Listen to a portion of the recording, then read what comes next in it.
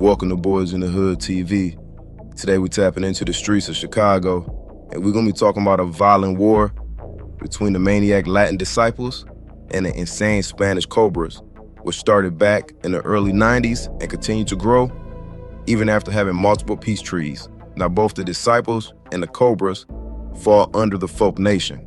The Maniac Latin disciples are affiliated with the Maniac Familia, who are closely allied with the Latin Jivers, YLO disciples, Milwaukee Kings, and the Maniac Campbell boys. And on the other side, you got the insane Spanish Cobras, who are under the Insane Familia. Now they were closely allied with the Insane Dragons, the YLO Cobras, and the Insane Deuces, and the Insane Campbell boys. Now in the early 1980s and early 90s, the Maniacs and the Insanes were on good terms. The MODs at the time was ran by Fernando Zayas, aka Prince Fernie, who ended up taking over after Jose Sendeo went to prison. Now Zayas' right-hand man was Enrique Garcia, aka Prince Rick Dog. And by 1983, Zayas will go down for a triple murder after avenging the death of fellow MOD member Chi-Chi. But as we start to head into the 90s, Rick Dog would also get locked up.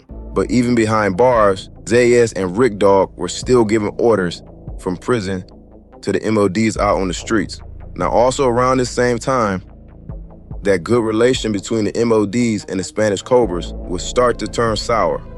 And by the spring of 1992, the MODs from Kedzie and Barry accused a Spanish Cobra member by the name of Orlando of selling them a bad batch of drugs. And this would lead the MODs to killing Orlando. Now this murder would turn Logan Square into a war zone over the next few days. But eventually, cooler heads will prevail and there will be a ceasefire. But the following year, in 1993, tensions would spark up again after the Spanish Cobras hosted a party along with the other Insane Familia, like the Insane Campbell Boys and the Insane Dragons, at a house on California in Cortez. Now the MODs from Thomas and Washtenaw, aka Murder Town, felt disrespected that they weren't invited to a party given in the block that they claimed. The MODs would crash this party, and this would soon lead to a shootout between the Insane Familia and the Maniac Familia gangs. Now after this shootout, things would eventually calm down, but by the fall of 1993, bodies would start to drop once again, but this time between the MODs and the Insane Campbell boys. So Rick Dog and Zayas will give orders from prison to the MODs to squash the beef.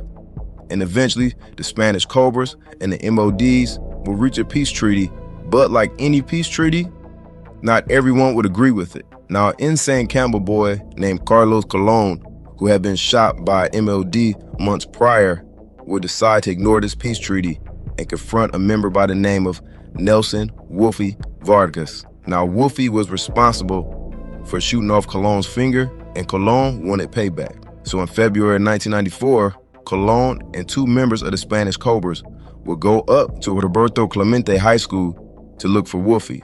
Colon would step to Wolfie and the two would exchange words. But in the midst of the conversation, Wolfie would look at Colon's finger and start laughing. And this would piss Colon off, who would then pull out his gun and open fire on Wolfie. Wolfie would be pronounced dead at the scene.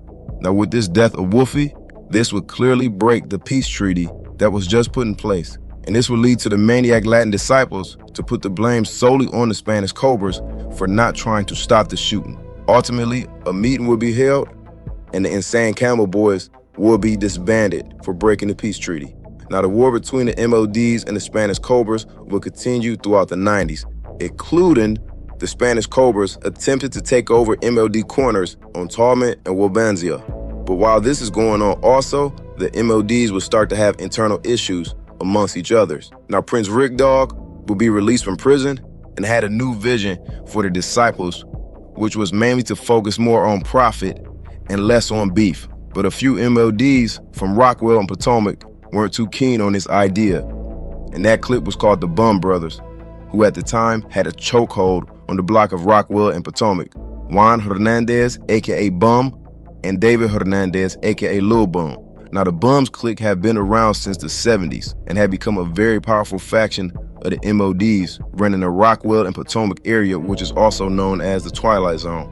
Now the Bum Brothers felt like this was their block and they were not about to allow Rick to come in and tell them how to run it.